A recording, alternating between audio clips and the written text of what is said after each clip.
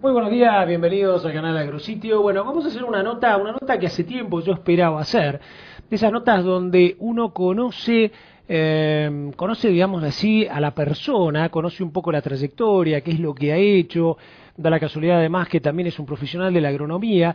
Y bueno, estuvimos durante un tiempo dando vuelta a esto hasta que nos dimos el gusto, lo tenemos acá el ingeniero Luis Basterra, sentado con nosotros en Agrositio.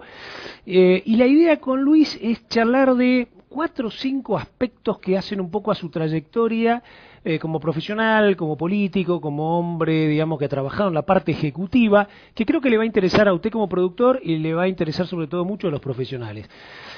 Luis, bueno, bienvenido, un gusto que estés acá, no nos conocíamos, nos conocemos ahora y la realidad que, bueno, somos más o menos, creo que yo soy un poquito más grande, pero somos más o menos la misma edad. Y yo quería abarcar puntos que tienen que ver, posiblemente agarre primero el más candente, que es vos hoy, diputado, vos hoy quien preside la Comisión de Agricultura. Después te quiero preguntar un poco vos, profesional del agro, metido en la política desde un cargo ejecutivo, llegando a ser ministro de la producción de una provincia y tratando de generar en esa provincia, como hablábamos hace un rato, el posicionamiento, una provincia que creo que va a ser una de las grandes reservas de este país agroindustrial, sobre todo el día que nos demos cuenta que eso hay que potenciarlo a lo mejor 1000 veces lo que vos hiciste, así que tenemos mucho para hablar, ¿no? Primero, bueno, ¿qué se siente un tipo que ha venido de la parte ejecutiva a pasar a la parte legislativa, ¿no? Es como que me ponía la sensación, vos sos un tipo que andaba en la camioneta, andaba por la provincia de un lado para otro, derramaba cosas, firmaba, así, etcétera, etcétera, y de repente se encuentra un poco en una posición más a lo mejor estática. Son muy pocos los días todavía desde que ejerciste, pero ¿cómo lo ves? Bueno, la verdad que con mucha expectativa, porque cuando arrancamos este ejercicio legislativo fue realmente con una dinámica altísima, Claro. con muchas reuniones de comisión, con reuniones compartidas con con distintas comisiones y finalmente lo que fue la sesión legislativa, las 2 sesiones legislativas en las que tratamos los proyectos de extraordinarias.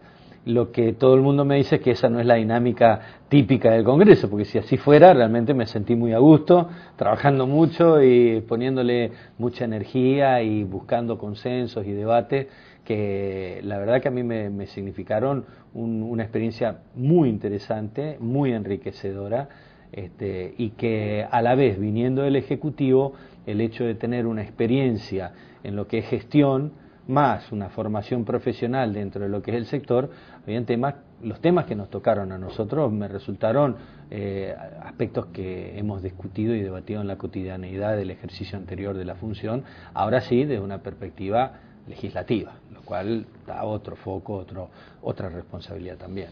¿Cómo te sentís en la comisión? Hay tipos que tienen más o menos la misma edad, qué sé yo, hay tipos como Burjaile que son también colegas y por ahí vienen de la misma provincia. ¿Cómo te sentís en eso, llegando un poco de afuera, ¿no? Como diputado, sentándote ahí, siendo el presidente? ¿Cómo te ves? Bueno, lo primero es que para mí fue una sorpresa la propuesta del bloque para que tenga la presidencia de la comisión, con lo cual me llenó de orgullo, pero también de una carga de responsabilidad, porque está claro que venimos de un sector con muy baja representación a lo largo de la historia. De repente emerge el conflicto, toma posicionamiento la dirigencia rural dentro de los distintos partidos, estos partidos posicionan a esos dirigentes dentro de lo que es el Poder Legislativo, empieza a tomar relevancia y de repente hoy estamos con una comisión que está vista y considerada como una comisión muy importante para el común de la gente, ya no solo los integrantes del sector. Y estar de pronto, ni bien iniciamos las sesiones con una responsabilidad de esta naturaleza, la verdad que me sorprendió un poco. Sin embargo, lo interesante de todo esto es que tanto el oficialismo como los distintos partidos de la oposición han ido incorporando representantes de la actividad agropecuaria entre sus candidatos, y hoy tenemos un conjunto de legisladores que han tenido experiencia ya sea en aspectos vinculados a las organizaciones de productores o a las organizaciones o a los distintos estamentos gubernamentales, ejecutivos o legislativos provinciales, con lo cual tenemos un ambiente muy agradable de debate y discusión, con gente que además hemos transitado mucho tiempo. A mí me tocó, como decías en la introducción, me tocó ser, por un lado, profesional, después me tocó del sector, después me tocó la responsabilidad de un ministerio como el de la producción en Formosa. Vicepresidente del INTA también. Y después estuve a cargo estos 2 últimos años de vicepresidente del INTA. Tuve también la responsabilidad de presidir el Consejo Federal del Medio Ambiente, con lo cual hay gente de no estrictamente de producción, pero sí ambiente, que estaban vinculados, con lo cual cuando llego a la Cámara, y nuestras generaciones somos casi coetáneos, supongo, uno ve que en este momento estamos accediendo a cargos de responsabilidades similares, y de repente me encontré con gente muy amiga mía dentro del bloque oficialista, dentro de nuestro bloque, y también por fuera, como decías recién. Pelado Burjaile es pelado para mí.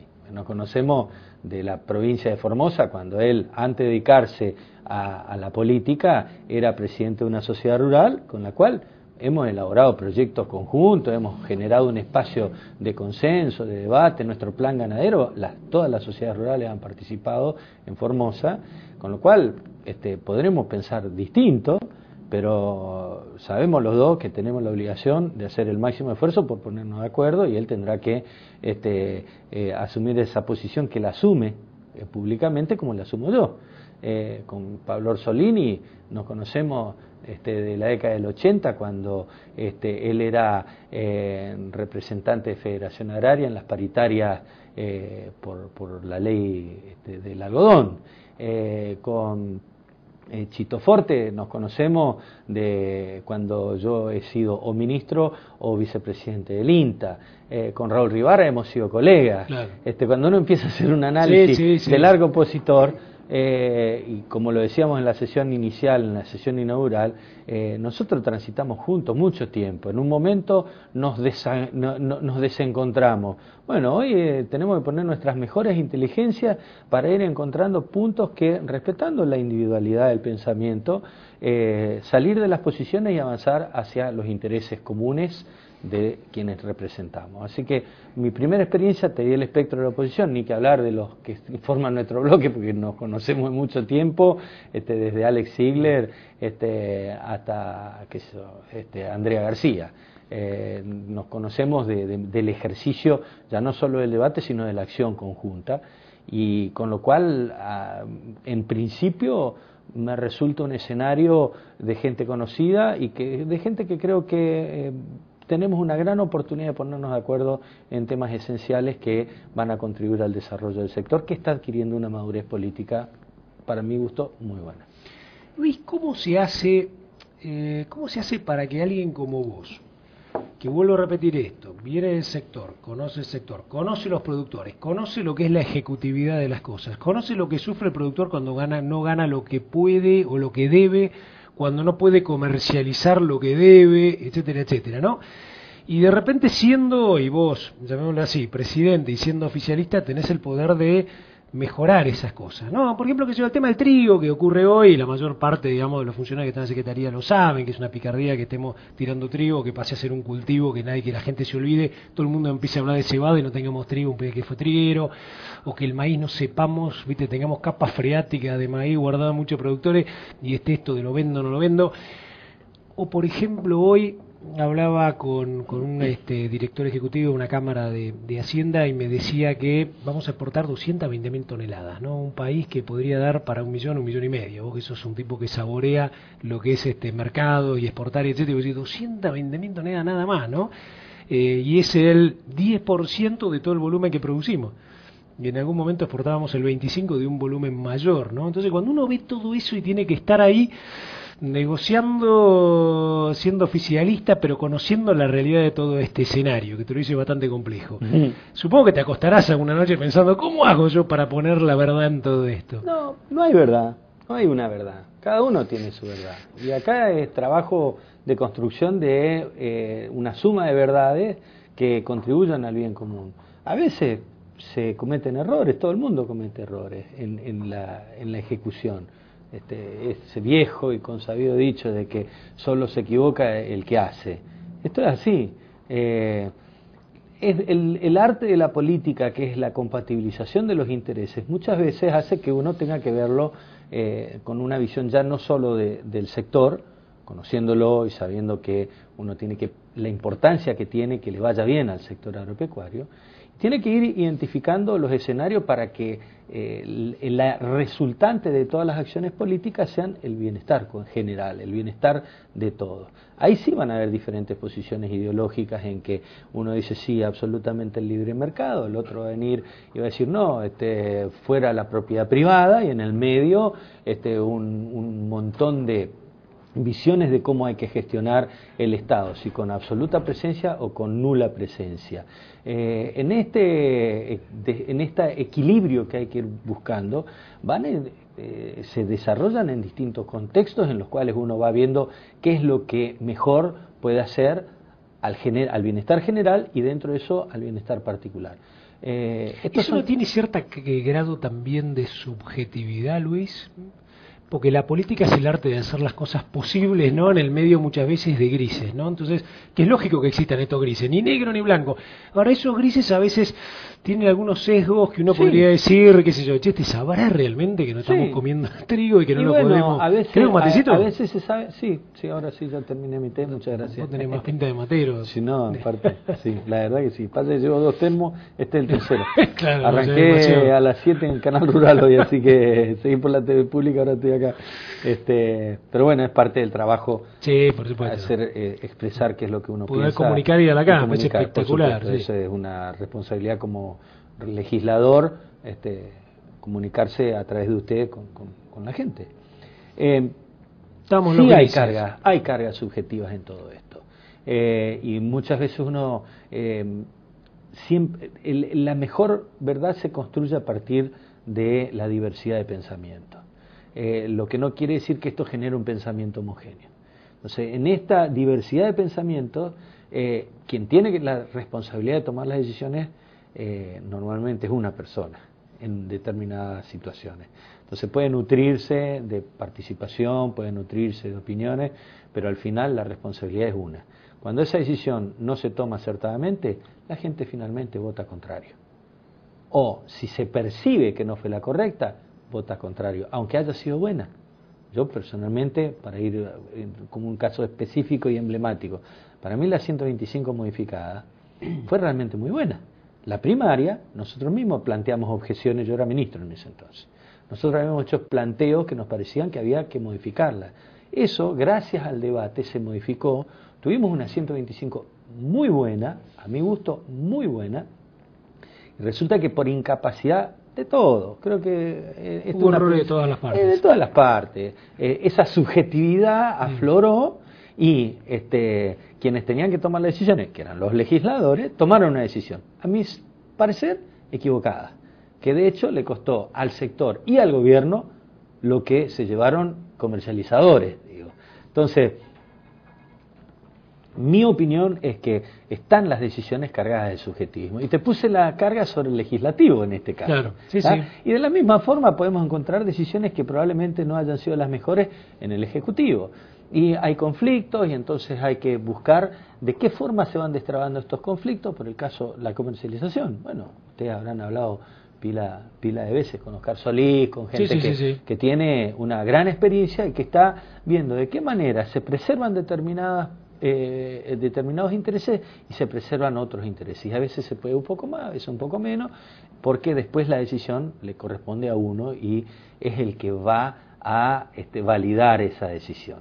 Si la decisión es buena, te vuelven a votar. Claro, si la decisión es mala, no, en el 2009, si es mala o se percibe equivocada, no te votan. Y después si no llegas al 54. Ahora, claro, y entonces... Sí, chapó. Sí, es cierto. Sí. De repente, eso es la política. Y termina siendo el arte de lo posible. Exactamente. Luis, para cerrar un poco este capítulo de tu rol, que supongo que le iba a importar mucho a los productores agropecuarios, tu rol en esta Comisión de Agricultura, que tuvo momentos en los cuales era un sello y tuvo momentos muy críticos y después, bueno, era tan crítico que la oposición, digamos, tomó el espacio y ahora volvés vos. ¿Cómo ves el 2012? ¿Qué cosas tenés ahí en la cabeza? Si bien pobre te estoy preguntando, recién estás asumiendo, pero digamos, ¿qué ves en el 2012? ¿Cuáles son temas que puedas contarle a la gente que vos le vas a poner foco, que vas a tratar de negociar, que vas a tratar de solucionarle la vida a los productores en medio de una lógica, como vos dijiste, que es pareja para todos, de un país que sea para todos, ¿no? Uh-huh. Mira, yo soy un optimista consuetudinario. A mí me pasó, tuve que enfrentar como funcionario el 2001 y te puedo asegurar que fue una situación absolutamente crítica. Donde ¿Ya estaba como ministro? No, yo estaba de subsecretario de Comercio e Inversiones y nos tocaba, teníamos 3 meses de atraso de los sueldos, 2 aguinaldos no pagados, eran 4 meses atrasados y no nos llegaba ni un solo peso de coparticipación, tuvimos que emitir moneda. Bueno, a mí me tocaba el canje minorista a la gente, verle la cara a todo el mundo que teníamos que cambiarle un Bocanfor por Lecop, ni siquiera por plata, para que puedan comprar medicamentos, para que puedan pagarle a los hijos que vivían afuera. Bueno, esa sí fue una situación crítica, aguda, y nosotros teníamos en ese contexto tremendo, 4 meses, imagínate, 4 meses. Nosotros en Formosa no tuvimos un solo corte de ruta. Y la consigna era que no caiga la fe, que no caiga la esperanza. Y salimos, nos pusimos todos de acuerdo, Buchayl incluido. Digo, juntamos todas las fuerzas sociales, juntamos todos para ver cómo salíamos juntos de esto. Bueno, esto, en el escenario que estamos hoy, creo que estamos en un escenario inmejorable para ponernos de acuerdo, para tratar, si bien la adversidad es la que más junta y no el bienestar, con campos de $1.500 la hectárea a campos de $15.000 la hectárea, marca un estado de bienestar distinto, cuanto menos de capital. Por lo tanto, no es el mismo escenario el que teníamos en aquel entonces, y por ahí es cierto, el que no haya tanta adversidad hace más difícil poner junto a la gente. Cuando hubo adversidad hace 3 años atrás, los productores se juntaron. Hoy están dispersos. Pero yo creo que hay gente de buena voluntad, gente que sabe mucho, y con lo cual creo que el año 2012 va a ser un buen año para debatir. El año 2011 se debatió y mucho, se aprobaron pocas leyes, pero las comisiones trabajaron y mucho. Y esto, digo... Hay un dato anecdótico que es el 12-10, ¿no? Sí. 12 leyes en 10 días. No importa, eso fue... A ver... Ese tiene un gran componente político, ¿no? Sí, si me permitís, dale, me gustaría explicar mi punto de vista, porque por un lado se denosta contra lo que fue la acción legislativa del 2011, y por otro lado se saca como un gran mérito 12 leyes en 10 días, algunos como gran mérito y otros lo critican. Yo creo que no es ni lo uno ni lo otro. En realidad, durante el 2011 hubo un trabajo de comisiones muy importante. El contexto de representatividad estaba muy disperso. Entonces era muy difícil que poner en común las distintas visiones parciales de una temática, pero se expusieron todas, se trabajaron todas, se trajeron expertos tanto de materia legislativa, en materia constitucional y en materias específicas referidas por caso a los aspectos laborales o a los aspectos vinculados a la tenencia de la tierra, y lo que se generó fueron posiciones. Cuando hay un resultado en que la voluntad popular define y dice nosotros queremos este modelo de conducción, y esta conducción es una responsabilidad nuestra poner en valor todo lo que se había hecho con un criterio muy amplio, porque a mí sí me tocó estar en las comisiones y verificar los cambios que hubieron entre el proyecto entregado por el Poder Ejecutivo y en los que finalmente salieron, y para esto sí podemos hablar de los puntos, porque por ahí se dice, no, se levantaron los brazos y se aprobaron. Esto no es así. Acá hubieron modificaciones sustanciales en el caso de la ley de límite a la extranjerización y en el caso de la ley del contrato de trabajo agrario. En los dos casos hubieron modificaciones muy profundas que de hecho hicieron que se hayan votado con tan amplios márgenes que superaban a la propia bancada oficialista. Por lo tanto, yo rescato la tarea legislativa del 2011, pero también pongo en valor la responsabilidad que nos cabe de tomar decisiones rápidas, inmediatas, y como caracteriza a nuestra presidenta, que es de tomar decisiones. Yo creo que la mayoría de las veces se logran aciertos, cuando se cometen errores se rectifican, pero lo que sí se hace es tomar decisiones. Y en este país muchas veces no se han tomado decisiones, quedamos pensando, dubitativos. Acá hay que tomar decisiones. Después se corrigen si están mal. Tenemos experiencia en corregir errores, pero primero hay que transitar. Bueno, yo creo que el 2012 va a ser ahora de vuelta un ámbito de mucha discusión. Hay temas que son muy relevantes. Primero que nada, lo que es el plan estratégico agroalimentario y agroindustrial que nos propusiera el entonces ministro de Agricultura, Julián Domínguez, hoy presidente de la Cámara, uno de sus compromisos personales, que es llevar a la institucionalización de la participación del sector en la definición de una visión estratégica, lo que significa la ley de arrendamiento, ponerla en debate, discutir. Esto conlleva también el concepto de concentración de tierra, que tanto se discutió en el recinto y que se nos tildó de que fuimos muy tibios con la ley de límite a la extranjerización, y emergían voces de que teníamos que hacer más y ir a discutir y debatir la concentración. Bueno, nosotros planteamos paso a paso. Primer paso, pongamos límite a la extranjerización. Preocupación de FAO, no solo de Argentina, de FAO, la pérdida de la propiedad por parte de los locales de las tierras rurales. Y el segundo paso sí es debatir. Y ahí vamos a ir viendo cuáles son las posiciones de cada uno. Nosotros tenemos una posición. Nosotros no tenemos problema con las grandes extensiones, tenemos problema cuando una gran extensión expulsa gente e impide que se desarrolle un modelo de producción de pequeños y medianos productores y de agricultura familiar. Ahí el Estado... ¿Existe eso, Luis? Sí. ¿Sí? Porque hoy la realidad es que la misma herencia ha hecho que todo se fuera casi atomizando, ¿viste? Que el tipo que tenía muchas hectáreas ya lleva 4 generaciones, cuando te toca a vos te tocan 200, ¿no? Bueno, ese es un debate del famoso debate. Lo que queda a lo mejor son en las zonas más extrapampeanas, ¿no? Espacios que todavía incluso creo que el desafío es ponerlos en producción, y vos de eso tenés una experiencia enorme. Estoy de acuerdo, y está muy bien lo que comparto contigo la visión. Uno, en determinados lugares, la sucesión ha hecho de que vayamos a unidades que son hoy...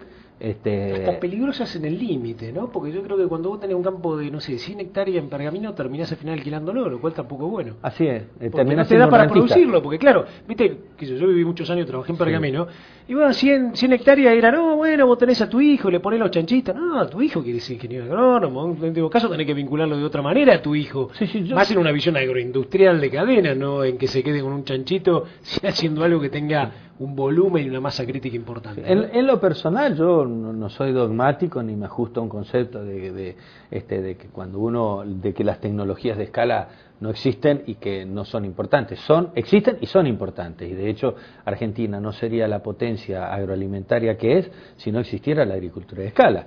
El tema está cuando uno se enfrenta ante la disyuntiva de si promueve un determinado modelo, de qué forma impacta sobre otros. Si nosotros generamos toda una visión de alta inversión en un lugar donde este modelo de concentración está rodeado de una colonia de 100 productores con 100 hectáreas cada uno, bueno, seguramente van a ser 100 desocupados, que no es tanto el problema de las 100 familias desocupadas, sino los hijos de esa familia.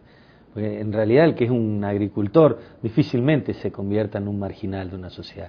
Va a ir y va a cargar balde en una obra, pero él ya tiene el concepto del trabajo. El problema son los hijos que ya nacen parias, ya no nacen ni en el campo, son hijos de gente que no está acostumbrada a la ciudad y termina no visualizando un futuro y termina degradándose la propia estructura social. Entonces nuestra responsabilidad es ver de qué forma ese productor que hoy tiene una cultura del trabajo, que tiene una tradición, que tiene valores, de qué forma nosotros preservamos y que ese hombre pueda tener una aspiración al progreso y al futuro. Entonces probablemente haya que cambiar el estilo de producción, el tipo de producción, y capaz que irse a producciones más intensivas o con mayor agregación de valor o con asociativismo, para que obviamente entre con un producto de manera competitiva. Si no genera un producto competitivo, a la corta o a la larga, más a la corta que a la larga, va a quedar fuera del mercado. Eso es así. Vos que tuviste tanto, y acá te mezclo un poco el INTA, ¿no? Y tu experiencia también habiendo estado en la parte ejecutiva. Yo veo como una gran oportunidad de acá a los próximos 8 años el concepto de asociativismo.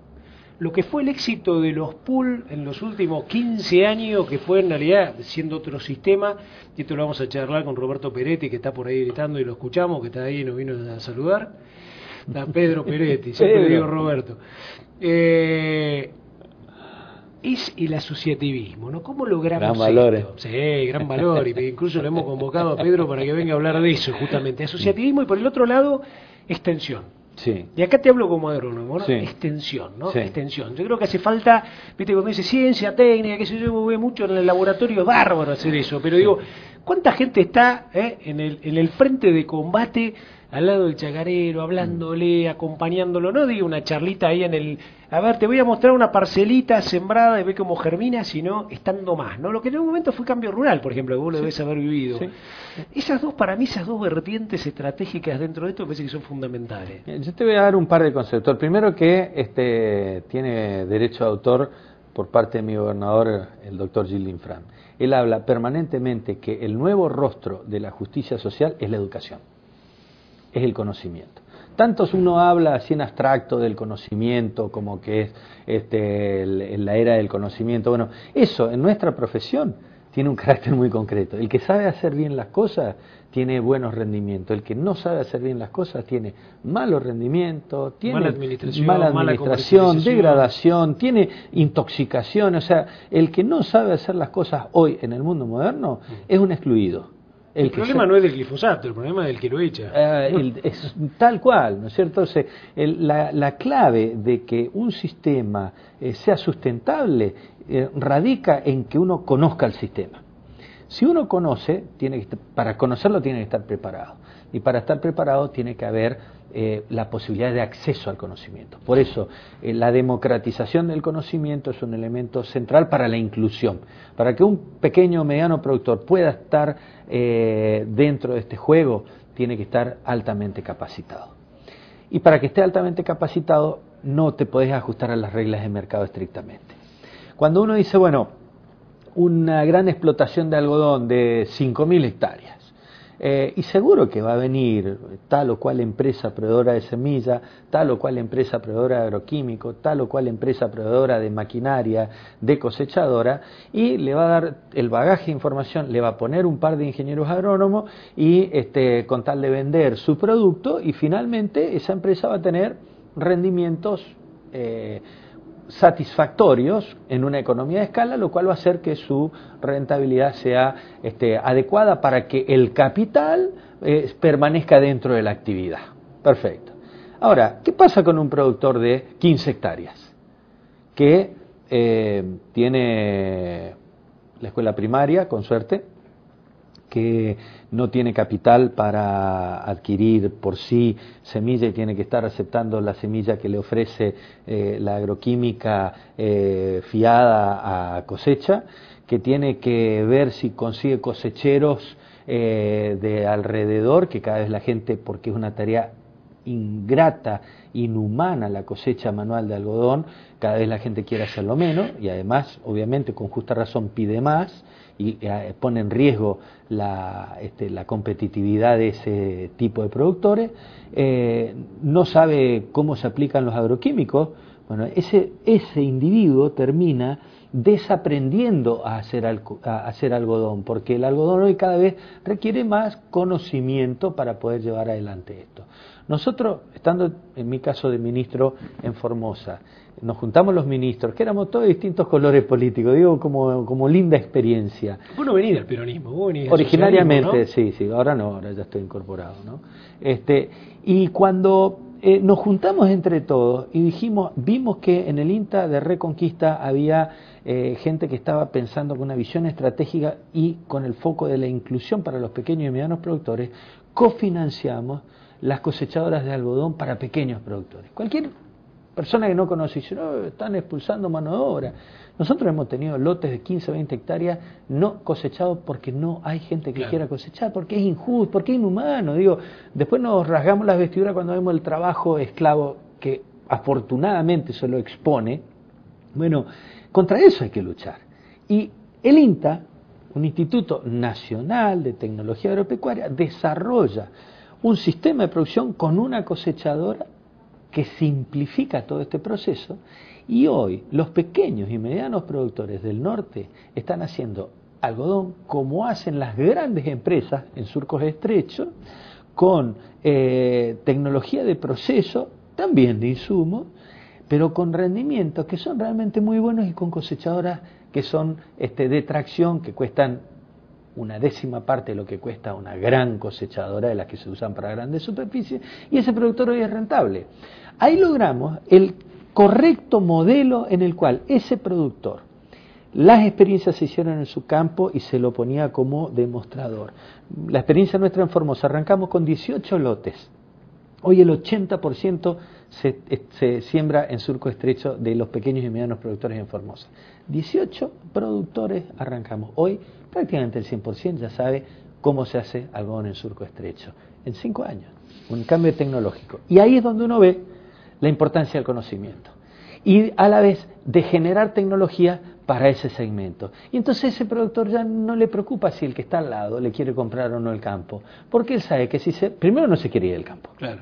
Y segundo, si se va del campo, sabe que allá no tiene un mejor futuro que el que ya está teniendo, y bastante bueno, a partir de este modelo de intervención en que el conocimiento se desarrolla fuera de las reglas de mercado, porque esto no generaba ningún atractivo. 200.000 hectáreas generan un atractivo para productores de 4 o 5.000 hectáreas para grandes empresas, pero 40.000 hectáreas de pequeños productores no le mueve el amperímetro a nadie. Entonces nadie se pone a investigar eso. ¿Quién se pone a investigar? El Estado. ¿Qué significa esto? 20.000 productores que quedan en el campo, 17.000 productores que quedan en el campo.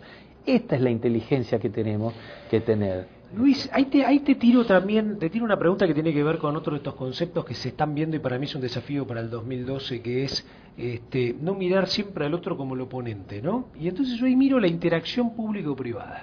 También otra frase, digamos, un poco y el plan estratégico agroalimentario. Interacción público-privada. Y yo recuerdo siendo un poco extensionista de empresas privadas tratando de ayudar al desarrollo de maíz. Yo trabajé mucho en lo que era genética, ¿no? En maíz, en girasol, en sorgos, en soja. Y yo me acuerdo que eso en invierno y de dar charlas, y no se miraba así en un productor. Ojalá viniera el de 2.000 porque te compraba 2.000 bolsas de maíz, pero claro, venían productores de 50, 20, 30, etcétera, o hacer la fiesta del maíz en Rojas, y tener chacarero y dar, qué sé yo, charlas. Yo creo que ahí me da la sensación que hay mucho para hacer, y acá la pregunta va a vos como persona que tuviste en la parte ejecutiva, que es juntarlo al de una empresa grande, y juntar también el conocimiento del Estado y decir, muchachos, ¿no podemos trabajar juntos? ¿A vos te pasó que alguien de una empresa privada te diga, no me interesa trabajar con uno chiquito, prefiero trabajar con los grandes, y no te dé la posibilidad de ayudarte o colaborar en programas? Por el contrario, hay determinadas empresas que tienen el foco puesto en grandes superficies, y sin embargo con nosotros trabajaron para instrumentar este modelo de algodón en baja superficie. O sea que había mucho de diálogo también, ¿no? Pero es que, por eso digo, o sea, nuestro criterio es, mientras no sea contradictorio, la existencia de una gran superficie con una pequeña o mediana, y ahí el Estado tiene que estar muy claro y muy presente. Nosotros tenemos el caso de un inversor que en Las Lomitas tiene una gran superficie de algodón, y gracias a eso hay una desmotadora. Gracias a que hay una desmotadora hoy podemos tener alrededor 200 pequeños productores de algodón, porque si no, ¿a quién iban a entregar ese algodón? Ahora, el Estado interviene porque además tiene una desmotadora con un precio de referencia. Entonces este desmotador no le paga cualquier precio, le paga el precio que paga oficialmente la desmotadora, que no toma un valor en abstracto, sino que toma el valor del mercado internacional, toma una cobertura en el mercado de Nueva York y define cuál es el precio. Entonces, muchachos, démosle eficiencia al sistema. Bueno, ahí es un modelo en el que es deseable la coexistencia. Claro, estamos hablando de Las Lomitas, donde un pequeño productor tiene 500 hectáreas, eran ganaderas, y hoy puede empezar a hacer 30, 40 de agricultura. Entonces, todo depende de las circunstancias del lugar en el que se trate. Cuando estamos hablando de, qué sé yo, por decir, en el caso de Formosa, la zona alrededor de El Colorado, o en el Chaco, la zona de Hermoso Campo, de Charata, o en La Pampa, en los ejemplos que daba hoy, ahí sí la cuestión de la de la disputa por 100 hectáreas es compleja, es brava, y ahí es donde uno tiene que tener posiciones bien claras. Y hay casos en que, bueno, se analizará, el que tiene la decisión política, analizar en qué momento se compromete la permanencia de ese productor en el campo, en el terreno, y obviamente obrar en consecuencia, porque creo que lo mejor que nos puede ocurrir es que tengamos miles de productores que se ganen dignamente la vida, que tengan una visión de progreso.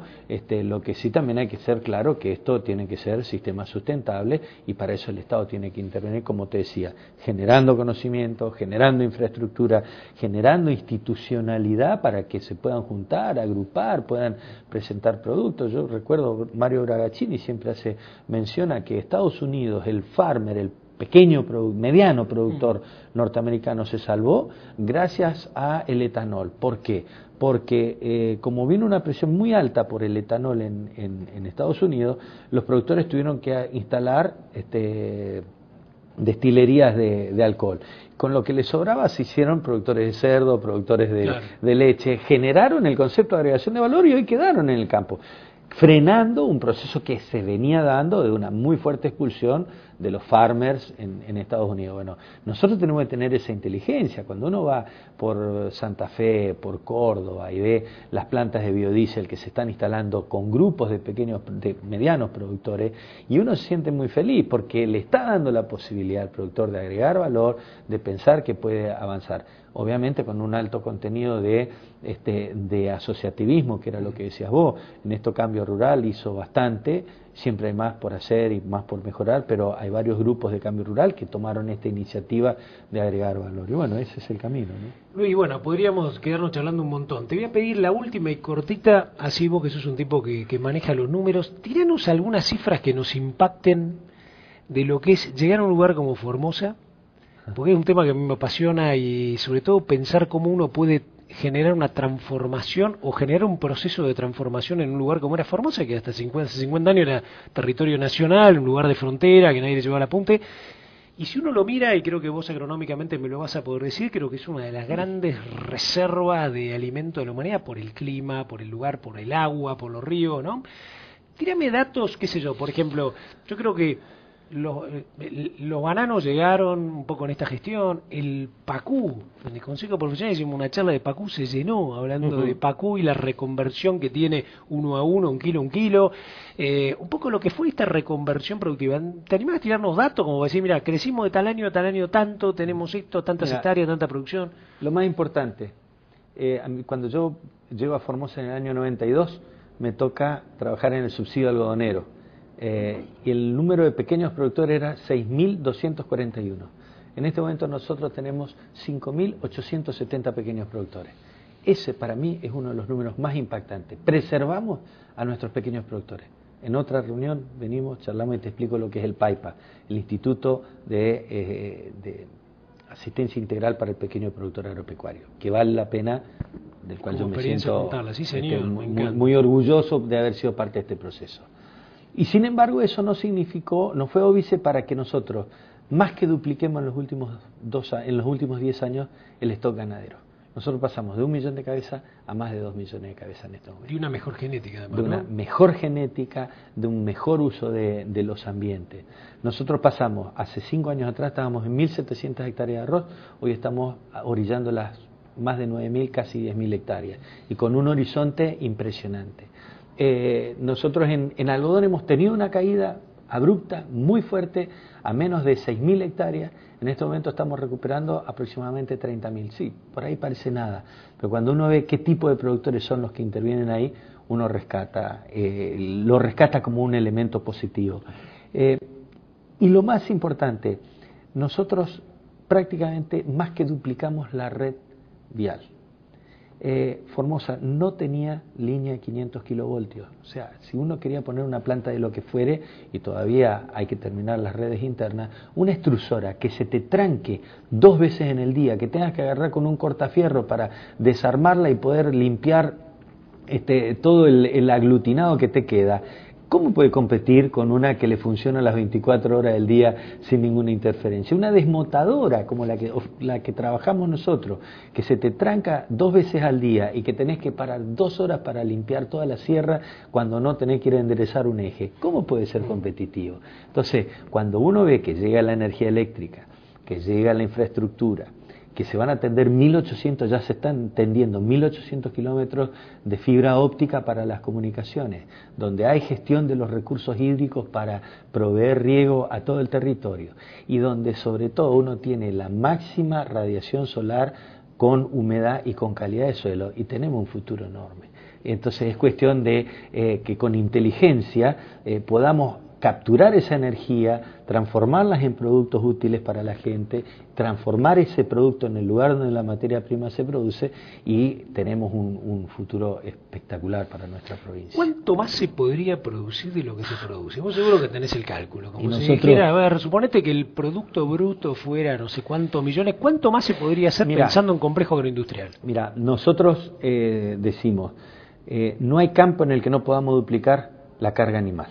Por lo tanto, no hay ni una posibilidad de que con 4 millones de cabezas uno diga estamos fuera de foco. Pues no hay campo en el que no pueda duplicar la carga. Cuando nosotros analizamos, tiene 7.4 millones de hectáreas en la provincia de Formosa y apenas superamos las 100.000 hectáreas de cultivo. ¿Cómo no nos vamos a fijar un objetivo de un 10% de la superficie bajo cultivo? Estamos hablando de multiplicar por 7 la producción agrícola y sin empezar a considerar la agregación de valor. Bueno, estos son los números impactantes y el tremendo desafío que significa el desarrollo de una provincia como Formosa, que también tiene áreas del Chaco, que también tiene el norte de Santa Fe, que también tiene Santiago del Estero, que también tiene el Chaco, todas Salta, que son todas provincias que fueron marginadas del desarrollo bajo esa visión geopolítica de preservación del centro con no desarrollo de la frontera, que fue una visión geopolítica temerosa de las invasiones eventuales o de brasileños o paraguayos, y por la duda no desarrollemos, para que les cueste llegar a la zona rica. Bueno, hoy, por suerte, la visión de aunar visiones con los países hermanos destierra esa visión geopolítica, y entonces empieza a emerger lo que es la energía libre puesta en valor y en producción en estos territorios. Muy bien, ¿la pasaste bien? Pero maravillosamente bien. Gracias, Luis. Le agradecemos mucho al ingeniero Luis Basterra. A mí quedaron 1.500 preguntas para hacerle, pero es una buena oportunidad para volverlo a invitar a Luis, sentarnos a charlar y en el 2012 seguir pensando de esta Argentina agroindustrial. Gracias, Luis. Un gusto. Gracias.